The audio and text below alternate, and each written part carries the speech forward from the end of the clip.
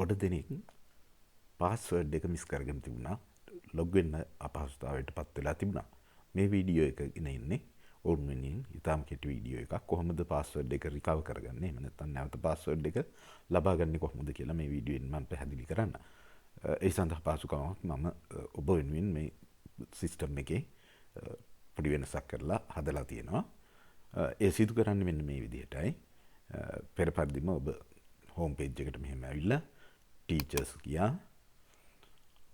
Teacher login ගියා. ඊට පස්සේ මේ විදිහට ලොගින් පේජ් එක එනවා. නමුත් ඔබට ලොග් වෙන්න බෑ. හේතුව ඔබ පාස්වර්ඩ් එක මිස් කරගත්ත පාස්වර්ඩ් එක දන්නේ නැහැ. ඒක නිසා දැන් අපිට පාස්වර්ඩ් එක නැවත ලබා ගත යුතුයි.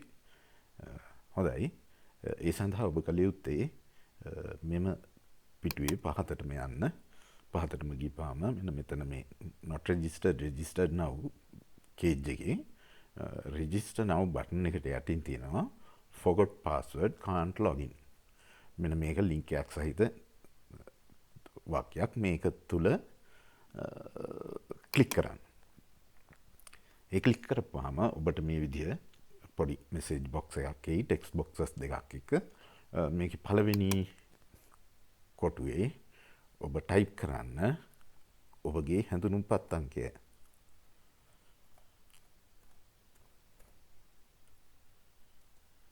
ඔය ආකාරයට දෙවනි කොටුවේ ඔබේ WhatsApp අංකය ටයිප් කරන්න.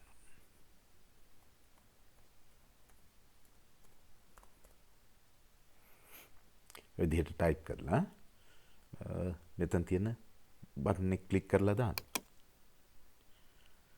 මේ විදිහට ඔබට පාස්වර්ඩ් එක ලැබී ඔබට පුළුවනි මේ අවස්ථාවේදී මේක කොපි කරගන්න පුළුවන්. ඒකලා කොහේ හරි තැනකට පේස්ට් කරගෙන සේව් කරගන්න පුළුවන්. එහෙම නැත්නම් ඔබට පුළුවනි send to my WhatsApp මෙම බටන් එක ක්ලික් කිරීම මගින් ඔබට WhatsApp message එකක් විදිහට ඔබේ පාස්වර්ඩ් එක එයි. ඒක ඔබට පුළුවනි සේව් කරලා තියාගන්න. එතකොට නැවත අවස්ථාවක ප්‍රයෝජනයට ගන්න පුළුවන්. හොඳයි. බොහොම ස්තුතියි. සුබ දවසක්.